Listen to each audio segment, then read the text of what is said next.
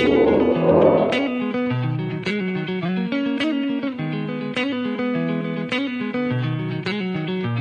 are Talkin Baseball, NorthJerseySports.com's original multimedia series, talking all things baseball in North Jersey and beyond as we continue to expand our borders here on NorthJerseySports.com. I am Corey Doviak, being joined by my illustrious panel.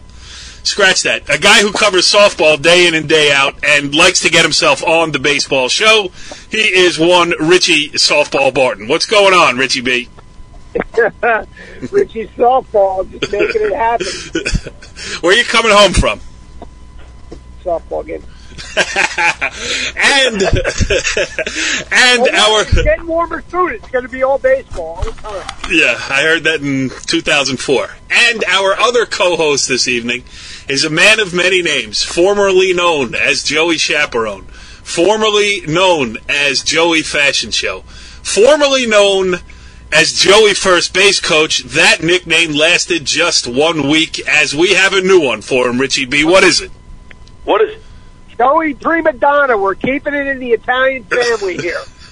Joey Prima Donna Sutera, and I'll tell you why after you say your hellos, Joe. You know what? I'm hanging up. What? How could it? Where does that come from? Let me tell you. How is that possible? I am so anti Prima Donna. It's ridiculous. Let me explain. All right. So originally, Season 5, Episode 2 of Talkin Baseball was supposed to take place on Sunday evening. I reached out to our guest, Steve Hayward, from the Baseball Health Network, is going to join us tonight. We're going to talk about a whole bunch of different things, not necessarily in-game action here in North Jersey, but a lot of issues going on around the game of baseball. I'm looking forward to that. So I reached out to him and said, hey, we're going to do the show on Sunday night. We'd really appreciate it. I know you got a busy schedule, blah, blah, blah. So then I'm at a family function on Sunday afternoon. I get a text from one Joey Prima Donna saying, I can't do it tonight. Can we make it Monday night? Sure. Right. Yes, right. So I reached back out to Steve Hayward, our guest this evening on this episode of Talkin Baseball, and I said, my co-host has a conflict of schedule. Can we please reschedule for Monday night? Steve Hayward, nice guy, kind enough to say, sure, Monday night works for me. And at about 3 p.m. on Monday afternoon, I get another text message from Joey Prima Donna saying he will be unavailable for the rescheduled show that he forced to be rescheduled on Monday night. Can we please do it on Tuesday? So I reached out to Steve Hayward, who graciously agreed to do it tonight. Do you get the point, Joe? Yeah, I get the point, but I don't think that you're giving the listeners the true sense of why I had to reschedule and what was around it. Sunday, much like you were at a family function, so was I, that I forgot about. And then Monday, we had the high school game at Weehawken, so I figured 8 o'clock would be okay. Oh, come on. But then at Weehawken, 15-0 in 3 innings. Both of my sons had a game at 7 o'clock.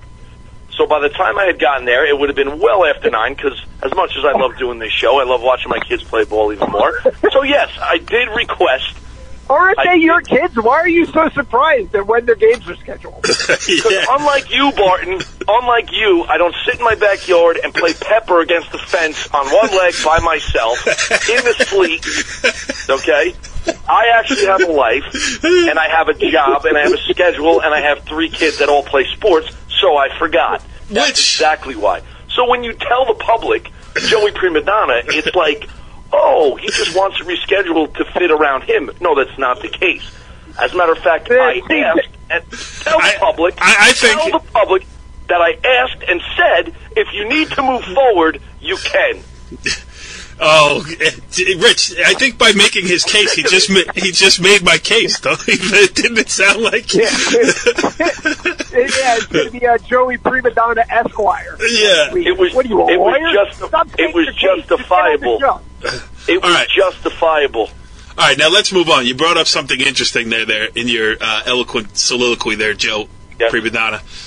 These kids now, you got 3 boys. You're running a madhouse over there in, Now, I understand that we had an issue with one of these young sons. Can you explain what happened to James the other night? It's a very quick story, but last Friday night, my son James was involved in a tight ball game, 4-3, 9U. Is this the same James who got lost a couple of years ago when we were doing the show live from Ridgewood Beer Day? Okay. And I think it was actually that moment that completely sent him in a downward spiral, and he's never recovered because I lost him. I couldn't find him, and he panicked, and I don't think he's ever gotten over that. So during his wrestling season, he had a propensity to throw the headgear across the mat when he lost. One time screaming at an official that was not a pin when he got pinned. How long was that match that he got pinned in? How long did it take? Actually, he was a novice first-year wrestler. He wrestled this kid that he had from Scotch Plains. I think he had no business on the mat with him. And I think it was all of about 17 seconds. And then he fired his head. His shoulder blades.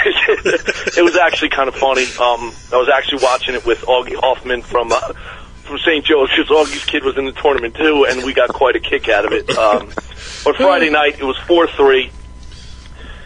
James is on third, 2 outs.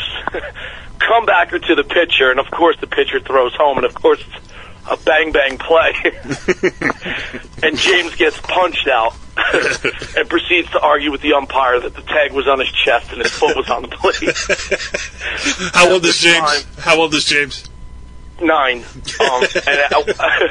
At which time, on his way back to the dugout, the coach goes, "James, you're in this inning. Sit down." Who was the coach? Actually, the coach is a guy by the name of, he's a head football coach at Garfield, Jeff DeVito. Okay. Football. Yeah, so he came to me afterwards and said he's got to sit, Joe. And I said basically when he acts like sit him, it's not a big deal. I don't know where he gets that arguing with officials from. I have no clue. No. I've seen you coach games. I can't imagine where he would ever get the idea. Let me tell you, I don't know if I told this story on the show last week, and we're going to get to baseball here in a second. But this is baseball. This is the great part of baseball. The parts of the game that nobody really gets to see. I am at the Woodridge Saddlebrook game a couple weeks ago. Woodridge, listen, the juggernaut just keeps soaring forward here. No losses on the horizon, 1 loss only on the season. But I'm in the dugout, and I'm watching Joe Sutera ply his trade, calling pitches from close up on the fence, and an umpire proceeds to throw a foul ball out of play. The ball was played off of the fence and had a cut in it. And Joe's sitting there on the bucket, and he looks at the ball, he takes it in, and he goes, my guy could use this to throw his curveball. So the next time the ump goes, hey, I need a couple balls, Joe throws the ball with the cutback right back into the umpire, who proceeds to feed it. Why are you doing that?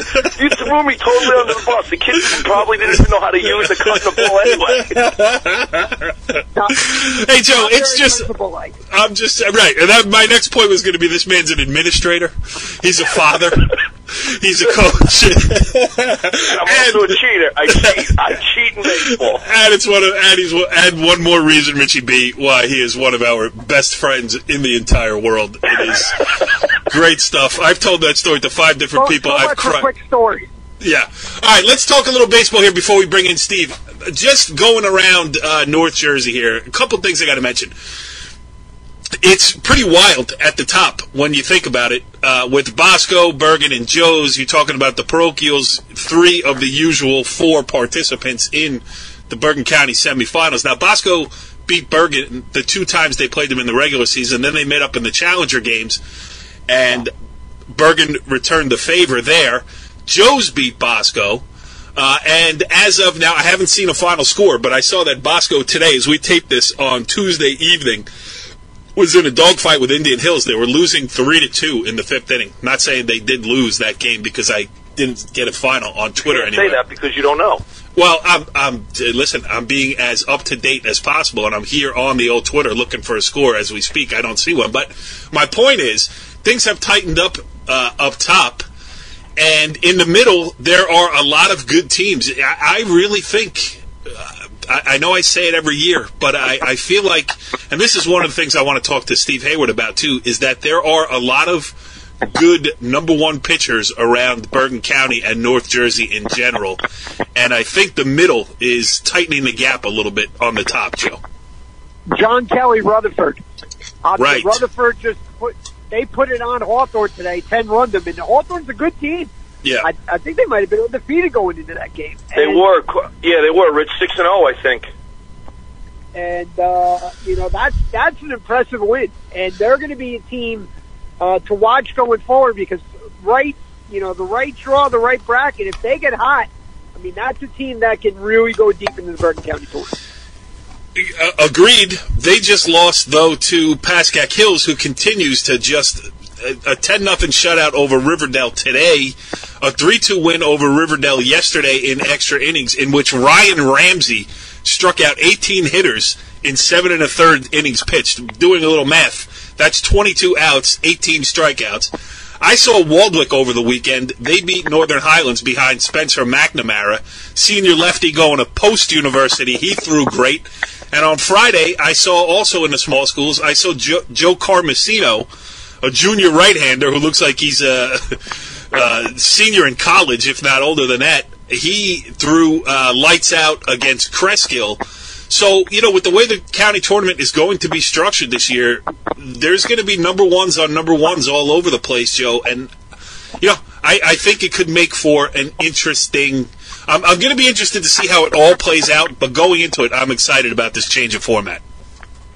I also think, and Mike Karsich and I speak often about, you no longer get, and, in the past, now that you're in the state tournament, and the way they do it with the PowerPoints, you're not getting that coach or that team all the time that's going to pass up throwing their number one against a team that has 9-10 wins because of the PowerPoint, the way the system is structured now. I mean, you play a specific team that's got 10 wins, 11 wins. You're looking at a 28-point game, a 24-point game in terms of PowerPoints, and I think it adds a lot to not only the county tournament with all these arms, but also the state tournament. And I think to your point about the arms, this is the most quality arms in small schools throughout, from Group 1 all the way through.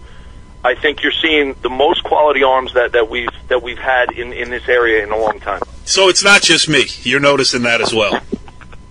Yeah, I mean, definitely, without question. And it's good. It's good for high school baseball.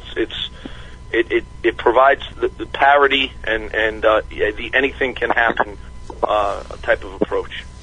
Yeah, Richie B, do you have anything to add? Have you seen any baseball games this week? Not yet, but I will be getting out there. I'm going to be all over the county tournament. I'll tell you a team that we're not talking about. It's not even in Bergen County. The one game I did see. Yes. Big Tech. Let me tell you something. Man, that is a good team, top to bottom, and they have a little bit of everything. Really solid defensive team.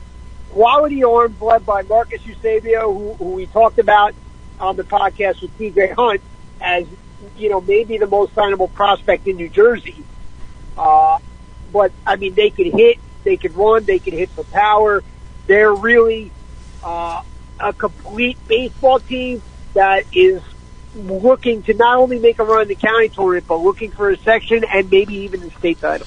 The only thing that concerns me about Passaic Tech, and has nothing it's not their fault, but, that ballpark that you saw them play in, it's where the Passaic County semifinals and finals are held every year. It's it's like the Yankees. It's 90 feet to right field, So, don't hold that against two teams have to play in that park. Don't hold that against PCTI. Some random Yankee that they call up from, Double A Trenton comes up and hits a 210-foot home run, and all of a sudden he's the next Babe Ruth. I'm not comparing that to PCT, but I am saying the joke that is Yankee Stadium. In fact, PCT probably has deeper dimensions. I don't know. I haven't measured them both, but PCT, and it's just that when you play your home games in that park, you can afford to sit back and wait for the 2-run homer, the 3-run homer, and they're not even that type of team. Gap hitters. Yeah. Down the lineup. All right. They're legit. They're patient at the plate. I was very, very impressed. But I feel like it takes a lot to impress Richie ball game. Yeah, unless it's a 1-0 softball game, then he's always impressed. He calls me immediately with a full report. All right, good stuff there. I'm sure there's a lot that we're missing. You know, another thing you got to mention too is Joe. How about Raupo? You know, everybody fighting for county tournament position, and maybe you'd like to, pick up a couple. Yeah, not you don't want to say easy, but maybe a couple of winnable games on the weekends after a tough league schedule. How about Raupo on Saturday? Goes down and plays a 9:00 game at Caven Point at defending Hudson County champion St. Peter's Prep, and then in the afternoon goes and plays the back end of its doubleheader against defending Bergen County champion Bergen Catholic. Mickey's nuts. I respect it 100%, but he's nuts. Put your record on the line every day against the best all the time, and you know it's funny because when you're we were at a small in New Milford, we used to play the bigger schools, and the quote-unquote experts that were not baseball coaches, rather spectators, would say, why are you doing that? You know, when we were at Glen Rock, you pick up an independent at Bergen Catholic. We played Bergen Catholic twice in 1 year. Why do you do it? Because if you're going to prepare your kids, you want them to play the best as much as possible. You want them to play good teams, and that's always been the case over there. So, no surprise. No surprise, right, Richie B? Yeah, I mean, this is just the craziest year that I can remember as far as Bergen County. Take a team like Northern Highlands, for instance. Loses to Park Ridge, beats Hackensack, twice. Loses to Waldwick, beats Ramapo, splits with Indian Hill, splits with Ridgewood. I mean, there are a lot of teams like that in that around 500 range where you just don't know what to make of them on a day-to-day basis, and they're types of teams that you don't want to face in the county tournament. Absolutely true. And you throw in the weather that we had over the first 3 weeks of the season, which scrambled everybody's schedule, made everybody playing 6-game weeks and everything else. It really has been a whirlwind, and it's only going to get more fun as we move along. And this show is going to get more fun as we welcome in our guest this evening on this edition of Talkin Baseball. He is joining us courtesy of our brand new sponsor on NorthJerseySports.com, Christopher Traina from Keller Williams Real Estate. He helps us welcome in Steve Hayward. Steve, thanks for joining us here on Talkin Baseball. Thanks for having me, guys. It's a pleasure to have you on, most of all because Joe Sutera is very happy about it. And usually I ask the first question, but in doing a little show prep for this show, Joe actually had a lot of things that I think can really get the conversation started. So before we do that, why don't we you give us a rundown of what you're doing in terms of trying to teach people not necessarily the game of baseball, but the game of baseball with saving arms and things like that. Well, the business is called the Baseball Health Network. We're just about ready to launch the business. We're a 501c3 corporation. We're trying to educate people. We're trying to educate coaches, parents, and players. And if everyone's on the same page and everybody understands what the causes are, there's many causes. There's no one reason why it gets hurt, but just to educate people on the reasons why these things happen. And the biggest reason in my mind is kids can't play catch. And this goes from little league kids to high school kids. I watch kids play catch on a regular basis every day improperly. The kid that I just had here before you guys called me, landing with the shoulders open. Kids don't really know how to throw the ball properly, and it should be taught from the youngest ages. Yeah. All right, Joe, get us into this now. Well, Steve, I know, when I was coaching, whenever one of my kids would have a problem, I would call you and say, look, there's a tweak here, there's this, there's that, and you were always able to either assess it, give us a little bit of advice and things of that nature. And I know that a lot of emphasis is placed on the high school kid. And, having been around the sport, spoken to guys like you, what do you, if anything, what do you see as a problem with Little League? What would you advise Little League people to do with these kids that are, 10, 11, and 12 years old in terms of taking care of their arms? Because a lot of times, would you agree, am I off base if I say, all right, you got a freshman in high school, sophomore in high school now, but the damage to their arm at 11 years old, whether it be the growth plate or that beginning of tendonitis at that younger age of 11 or 12, that twinge in the elbow. What would you, if anything, what do you see as the biggest problem with Little League coaches or Little League kids that aren't necessarily taking care of their arms? I mean, what preventative measures can those age kids take? Well, you have different types of Little League kids. You have little kids that play just town baseball, so those kids, they need to throw more often. They're not really throwing. The only time they really pitch is in a game. Most of the Little Leagues, they don't have teams. They don't have kids throwing bullpens. They don't have kids building up their arm strength. And then you have your travel type of kid that plays 5 games every weekend. Like, my sons play on this team where they play one-day tournaments. You're playing 3 or 4 games in a row in little kid bodies. And, obviously the tournament baseball kids, I love tournament baseball. It creates a whole other mindset and focus. There's a goal at the end of it. It's better than playing a regular game. But when you have little kids playing in 11-year-old kid bodies and they're playing 5 games in 2 days, and you can say, well, this kid's going to pitch the championship game. He hasn't pitched yet. He's fresh. Well, he's not fresh. He's just played 5 baseball games. He hit 7 doubles. He's running the bases. He's playing a position. He's been throwing the ball across the field. He's warming up before every single game they play. So, yeah, he hasn't pitched, but he's probably made about 350 throws this weekend. So I think that there should be some type of regulation with certain age kids on how much tournament baseball they can play. Do they have to play 60 games in the spring and 70 games in the summer and have a combined 15 practices between those 2 seasons? Or should they have a lot more practices, a lot more low-intensity workouts and throwing routines instead of always playing games in high-intensity situations? Yeah, and Steve, the old school, part of this is back in the day, quote-unquote. Yeah. People would say, there were so many less arm injuries. I don't know if that's necessarily true because people weren't charting arm injuries, and if a kid got an arm injury and stopped playing baseball, no one noticed. It's not like he signed. Well, I'll tell you why it wasn't true. Because we didn't play as many baseball games.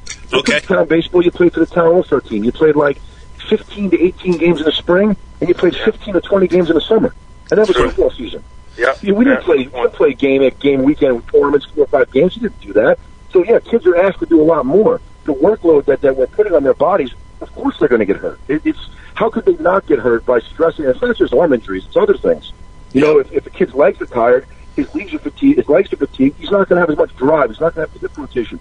So all of this fatigue is adding more stress to the arm. That's what's happening. So it's not just about the arm. It's about the whole body. And a lot of times when the body breaks down in other parts, especially the lower body, the arm is forced to do more work. So the conversation I just had with this guy, I said, the way your son throws, every pitch he throws, you might as well just hit the clicker twice because he's doubling the amount of work his arm's got to do to throw 1 pitch. So he only threw 50 pitches in the game. That's great. But his arm feels like he threw 100 because he's stepping to the side. He's not using his hips the right way. His alignment's off. So that is a huge issue. The playing catch and the throwing the ball is a huge issue. The old school mentality, throw it, rub dirt on it, that's a little bit crazy too. There's a happy medium there where we're throwing aggressively, and aggressively doesn't mean fast and far. Aggressively means number of reps. I've had over 60 guys from Tommy John surgery, and we make almost 100 throws a day. And when people hear that, oh my God, that's too many throws. Well, the first 25 throws are from 10 feet away from the net. The next 25 throws are from 20 feet away from the net. So there's half of your throws from 20 feet away at 50%. The more often you throw a baseball, the more consistent you're going to become, the more conditioned your arm is going to be. And the throwing that I would do would be based on how my arm feels that day. I can't have a set program because I don't know how every kid's going to feel that particular day. And sometimes you have to adjust, but you're always going to get your throwing in regardless of how you feel. Just the intensity and distance of your throws is determined by how you feel physically. Go ahead, Joe.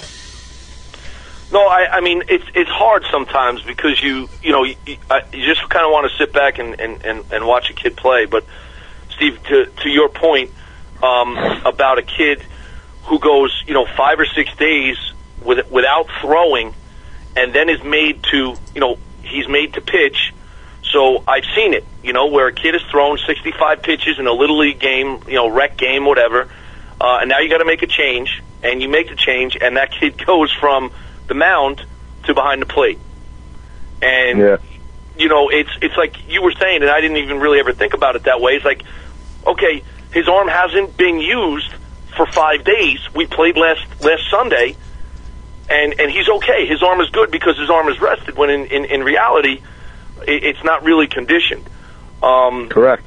And I think look at fall baseball. Fall baseball, you show up on Sunday and you pitch. You don't touch the ball till the next Sunday. Right. You know, in the Northeast or the cold weather states. You know, so it's like, you know, there's got to be some conditioning and some recovery throwing and some maintenance that's got to be done in order to prevent this problem. We can't let the kids do things the way they've been doing it because clearly it's not working.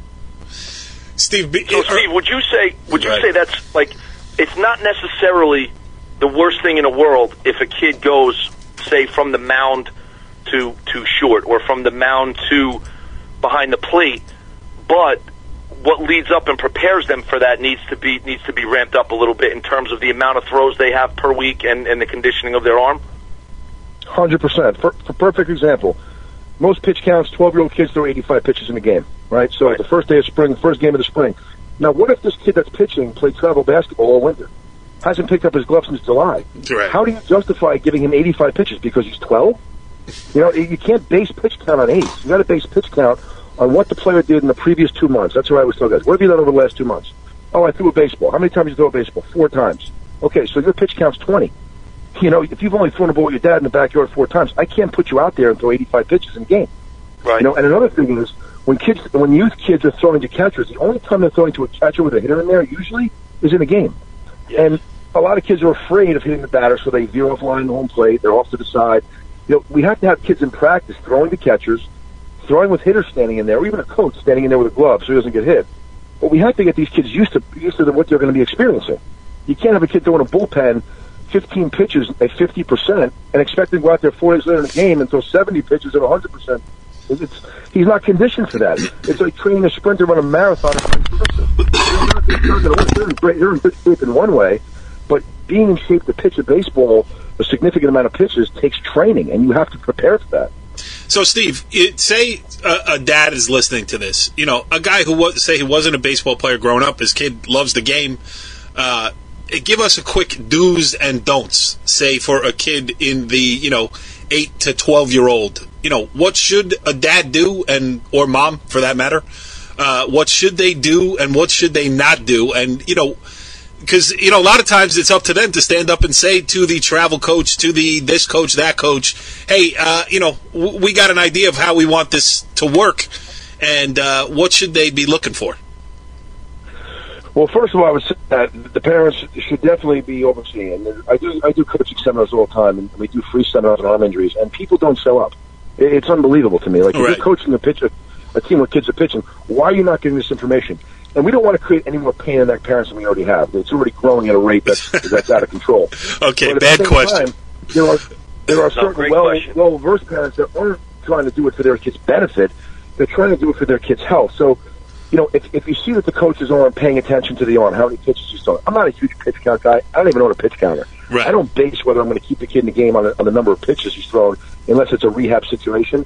I'm going to base it off what he looks like. But the do's are to get your kid to throw a baseball. Stop being afraid of throwing. And people are so afraid to hurt their arms that they're doing the exact wrong thing. They're minimizing. He's only throwing 25 pitches. We don't throw a touch of baseball the next day. We do this. They have all these methods. The best way to get your arm ready to pitch is to throw.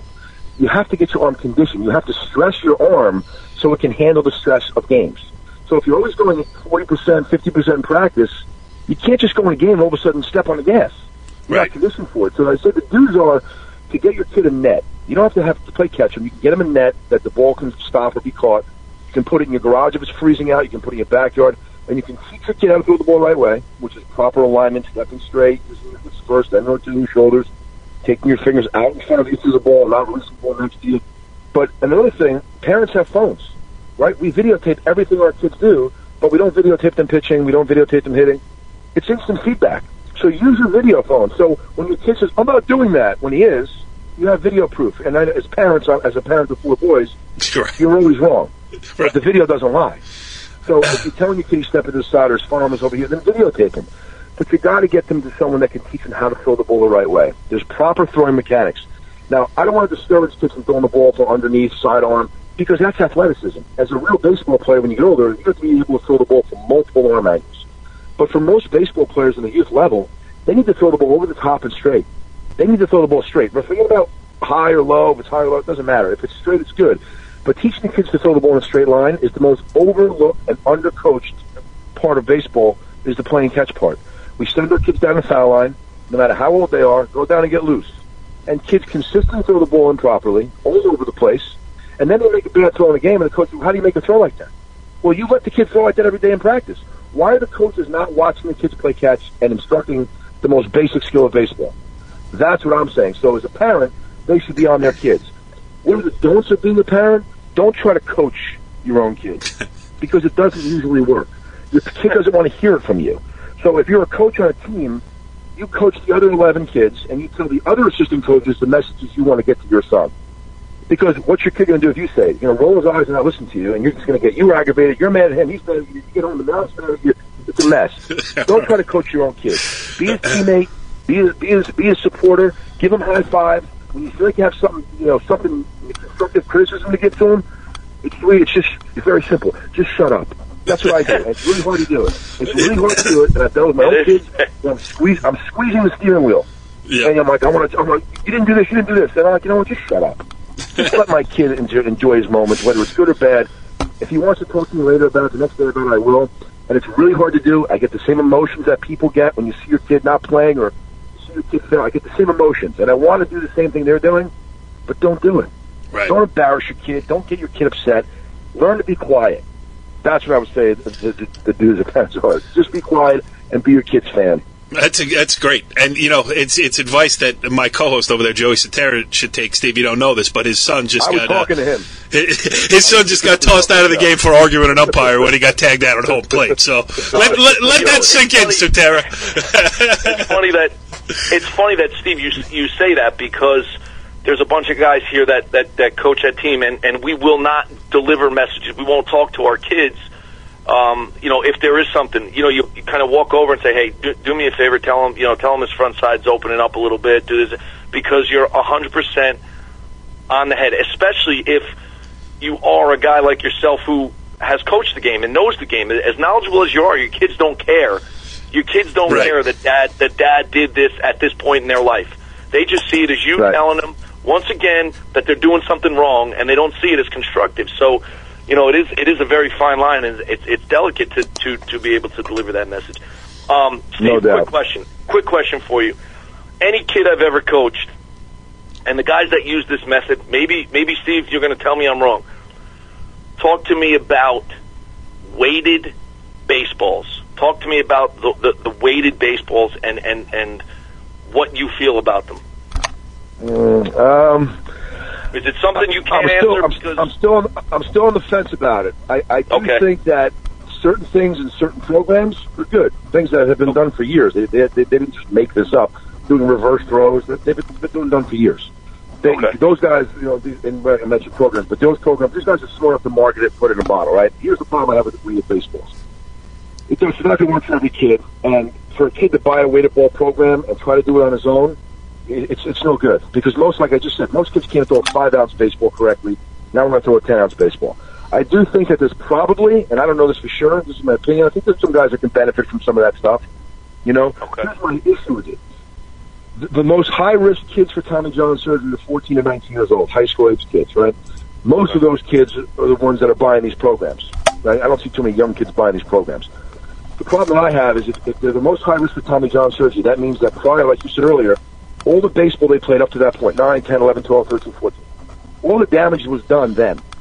So there could be damage in there. There could be a small tear in the labrum. There could be a small tear in the UCL ligament. There could be issues that are going on inside the body that they're asymptomatic. They're not causing any pain. They're not causing any discomfort. They're not affecting the pitcher at all. But the injury is there, right?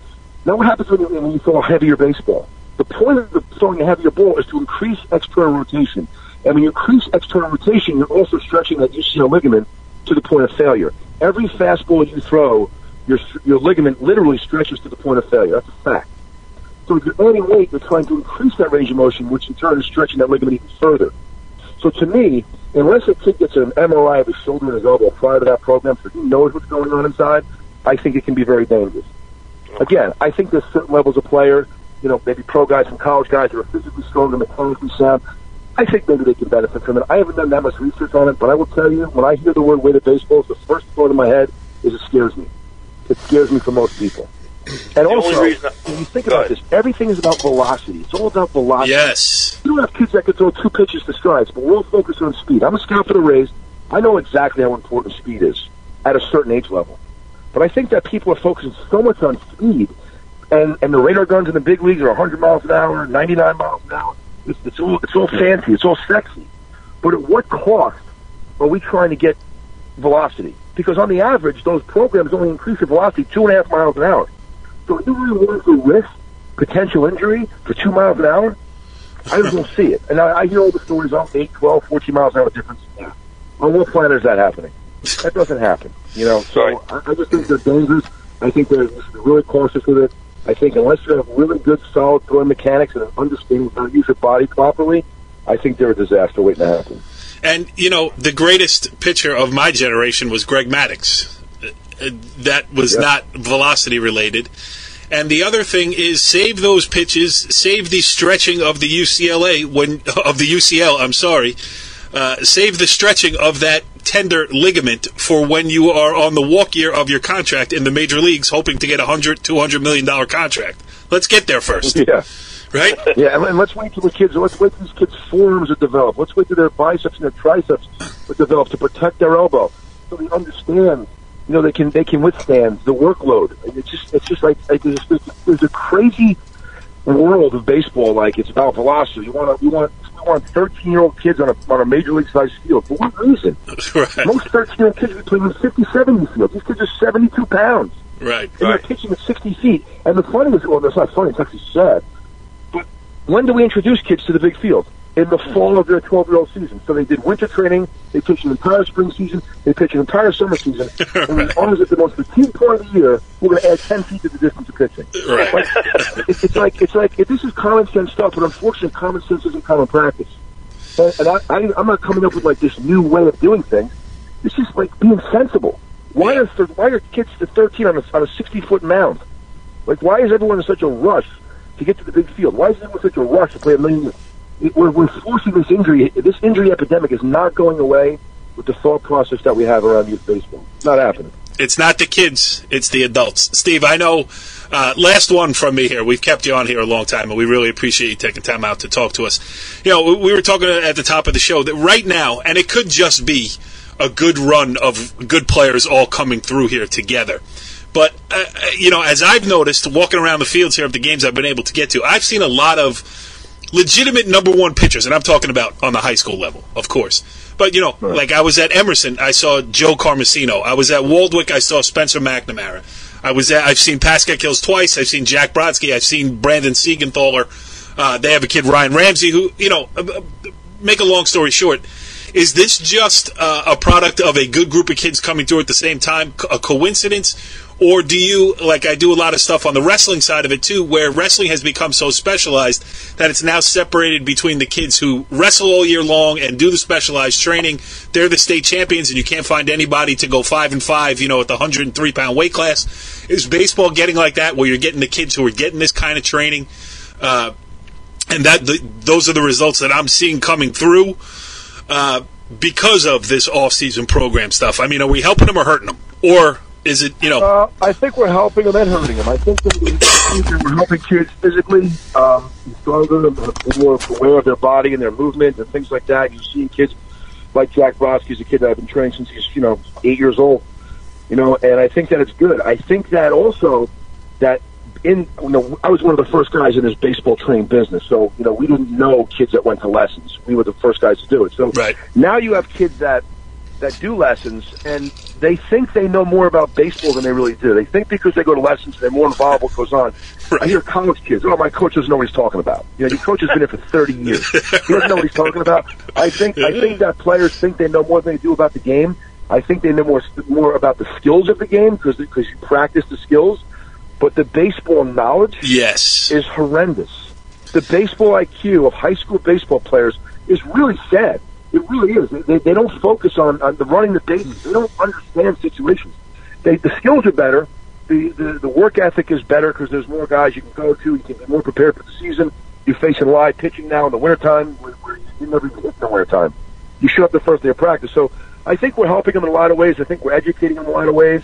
But I think it makes people, and I also think that it creates problems with parents. I think parents when they pay for lessons, they pay for these workouts, they're harder on their kids because they're invested in it. Yeah. And they think that the kids almost like, and this is not a lot of people. This is a small percentage of people, but it's a percentage of people that gets most of the press.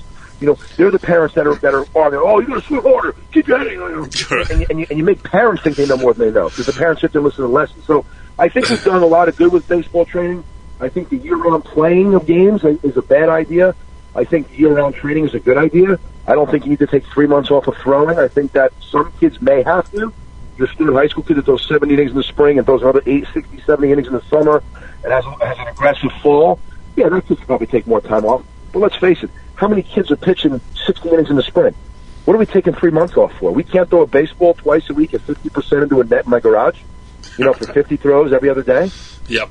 So I think there's a lot of information out there. I think there's a lot of bad information out there. I think there's more good. But I think people just flock to whatever's new, whether it's good or not, whether the person on the video knows they're something or not. I think people just buy into that. And I think that the baseball world has changed a lot. I think there's a lot more guys in it to make money than to really teach the game. They're looking to just make money off it, side business here and there. So I think that the baseball training world has done a lot of good, but it's not without its failures, too. Steve Hayward, doing great things over there. Check him out. Well, I'll give it on Twitter, @BaseballHealth. You can check him out there. Where else? You gave us a lot of good information tonight. You want to tell us where people can find you? Well, the website was being redone. It should be done in about a week. Like I said, we're a 501c3 corporation. We're looking to do a lot of different things, educate, nutrition, just everything that someone needs to know. If there's a single mom with no athletic background and her kid comes home and says, my arm hurts, she can go on this website and find out what the potential reasons are and then have a path to fix it. Go see the doctor, see the physical therapist, whatever. We can help them through their path to getting healthy. And I'd like to really help kids do more prehabilitative things that they don't get hurt because they're more prepared. They stay ahead of these injuries. They feel tightness, they know how to stretch it. They know how to take care of themselves. So the website should be up. It's baseballhealthnetwork.com. We have a bunch of good guys involved. Leo Mazzoni from the Braves is involved. Al Leiter wants to get involved in what we're doing. So we have a lot of guys on the board. We have a lot of high-level people. And, we have a network that if we don't have the answer for you, we have the network to go find the answer for you. And if you need a backup first base coach, Joey Sutera is available. You said first base, not third base, right? Yes. Mikey Carsons. I coach third base on my team. Mikey Carsons does not let him near the third base coaching box. No way. Hey, Steve, this was great stuff, man. I'm a kid. Awesome, thank you so much. No, this was fun. Glad we got back in touch. I miss you around Bergen County semifinal tournament time, but you're off doing great things, and we appreciate you taking the time tonight. Anytime, man. All right, Joe. I don't know how it gets any better than that. That was, as much as I was into hosting the show and trying to ask questions and keep the conversation flowing, the best part about that was that I got to listen to an intelligent baseball guy speak intelligently about baseball. Honestly, it's not because I know him such a long time and he's a friend of mine, but the guy is just a wealth of knowledge. And no matter what you do, no matter how experienced you think you might be, you're going to limit yourself if you think you know everything you need to know. So when he's sitting there talking about, velocity, and he's talking about, getting your kids to throw a ball in a straight line, it confirms what I'm sitting here telling my kid. Don't worry about velocity. Don't worry about anything. Don't worry about who throws hard. Just do me a favor. Stay balanced, stay straight, downhill, hips first. And he made a very good point. They don't want to hear it from their dad who coached. They don't want to hear it from their dad who played in the majors or in the minors or in college. It's very important that you network, and he talked a lot about, he talked about not coaching your own kid. It's very hard not to coach your own kid. Yeah. It's very, very hard not to do that. And for the first time, personally, I've taken that step back and let other people coach him. And exactly what he said. On the ride home, they start talking about the game, talk about it. But you know what? Kids don't play catch. He said it at the beginning. Kids don't play catch. And when they do, they play the wrong way. I really liked what he said about the pitch, the pitch count, and not necessarily worrying about how many pitches a kid threw to take him out, whether he stays in or he comes out. because that's along the lines of there's only so many throws in your arm, you know, and you really have to just kind of strengthen. And we say it all the time. You and I have said it too. It's a very simple game. Don't complicate it. If you want your biceps to get big, what do? You work out. You lift. If you want your arm to get strong and be able to sustain that stress of throwing a baseball, you need to muscle memory strengthen by throwing a baseball. And you know, everything he said, from the time off in the wintertime, now it's March 4th and you're picking up a ball for the first time since July. You can't go out there and throw 75 pitches. You just can't. No, he was good, man. He was excellent. Yeah, I was listening to him. I took a couple notes. One of them applies. Well, two of them actually applied directly to you. One, you mentioned don't coach your kid, which you seem to have taken to heart. The other one, Joe, is get a net. I seem to, you know, when we set up to do the show, I know sometimes you're down in the basement with the three wild Sutera brothers. And if you just getting shot by Nerf guns. I got shot by Nerf guns that entire time Steve was talking, and you wouldn't even known it, would you? Well, my point exactly. Get a net. You'd have less holes in the walls in your basement over there. And the other point that he made, and this is shocking to me, and like my eyes lit up when he said it, those most at risk for Tommy John surgery are players from the ages of 14 to 19 years old. Think about that. Yes. So, you know, parents, don't worry about the radar gun. If your kid gets taken out maybe an inning early of a game, don't worry about it. The worst thing that's going to happen is your kid might lose a high school baseball game. It's okay. That's the exactly. You're exactly right. Right. I mean, sun's going to shine tomorrow. I mean, don't worry about it. Yeah. Common sense. And you know what else to add to that? I got to be honest. When he said about coaching your own kids, I watch a lot of people coach rec baseball, high school baseball. I watch them coach their own kid. One of the things that personally, I'm not rewriting a book here or anything, but the philosophy that he didn't mention, we didn't get into it, but a lot of times when you want to pitch, you're going to fail. And a lot of times these parents, these dads that are coaching their own kids are kind of buffering them from putting them in a situation to fail. Yep. So, you know, when things get tough, as much as we talk about the physical aspect, there's a mental aspect too. And you know, you're protecting, you're insulating your kid, you're putting him in positions to succeed all the time, and they're not learning how to fail. Right. And along the same line, you know, you're not learning how to take care of your arms. So there's a lot of things that, you know, we never talk about the mental aspect of the game, and I think that, you know, down the road, maybe that's something we look into too, because these first 2 weeks we had some pretty knowledgeable guys, and I think they really kind of open your eyes to other aspects of the game. Yeah, well, that's the plan. And we're going to have to focus in a little bit as the county tournaments get closer and closer here. So we wanted to take these first 2 weeks of the season to broaden the horizons a little bit. And we're definitely going to continue to do that because, forget about co-hosting the show. I like listening to it. So, and I like learning stuff. So that brings us to our final segment, Joey Primadonna, of this edition of Talkin Baseball. And I understand we have a newly minted award to be handed out this week. Who gets? Okay, go ahead. You take it from here. Well, there's two. The award I want to go with is the Jekyll and Hyde Award, and the Jekyll and Hyde Award, it goes to the guy who, you know, it could go to a coach who, when he's winning or before the game, he's talking and laughing and you know, best buddy type of guy, and then all of a sudden he gets. Are we going to name names? No. Well, we will. Oh, there's a name coming. There's a name coming. And then, but it's not a coach. Okay. Then, you know, then all of a sudden he starts losing, and you know, he wants nothing to do with you, like he never met you before. Then, typical with same thing goes along the lines of with umpires.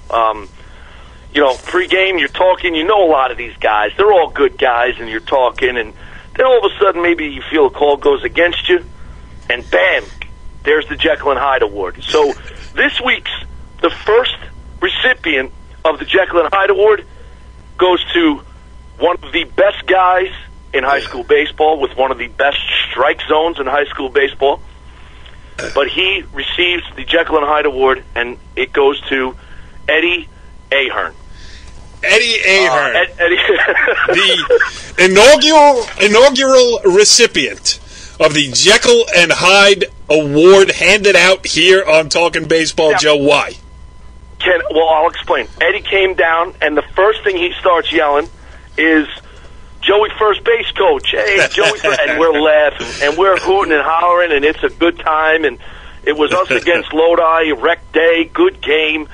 Eddie's all juiced up. He's laughing and having a great time. So the first inning takes 45 minutes. So now I come down the first baseline, and I look at Ed, and I see it in his face. He goes, Joe, that first 45 minutes. 45 minutes, Joe. I said, what do you want me to do, Ed? Oh, come on. We got it. 45 minutes, 7:45. Okay. All right.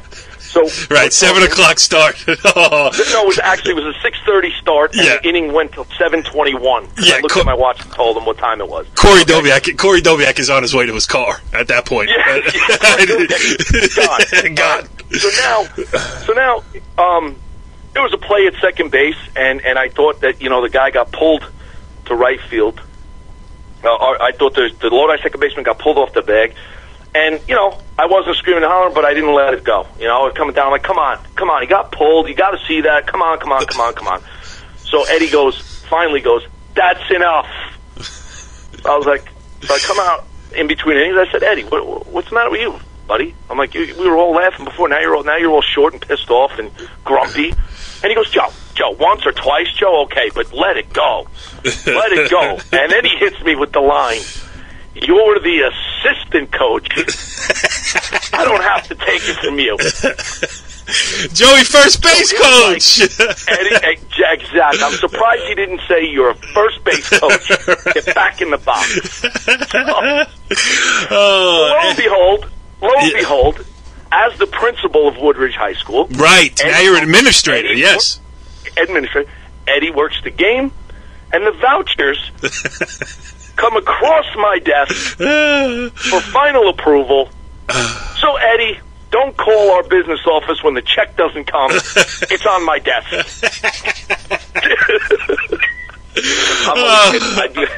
I'm going back. I might have to change your nickname back to Joey Administrator again. I like it I like your strong arm tactics. And Eddie Ahern. No, you know what it is? Joey Tough Guy. That's what it is. Right. Eddie Ahern, an open invitation to rebut these charges. We don't have Eddie on the show. You know what we need to do? You know what we need to do? Umpires on the show. No doubt. Umpire, yes. Yeah, I mean, there's a bunch of, you know what, you're right, because there's a bunch of guys that I talk to, too, and, we share stories before and after games, and Could you imagine the stories from Pete DeFranco? Yes. And just like you, who cursed at the 38:11 mark of this show that I'm going to have to go edit out, I would imagine there'd be some more of that. Yeah, you did. I didn't realize I did. I apologize. And listen, as the host of this show, you know I'm always... Good thing we're late enough that I can cut that out. We will see you next week on Talkin Baseball. Follow the leader.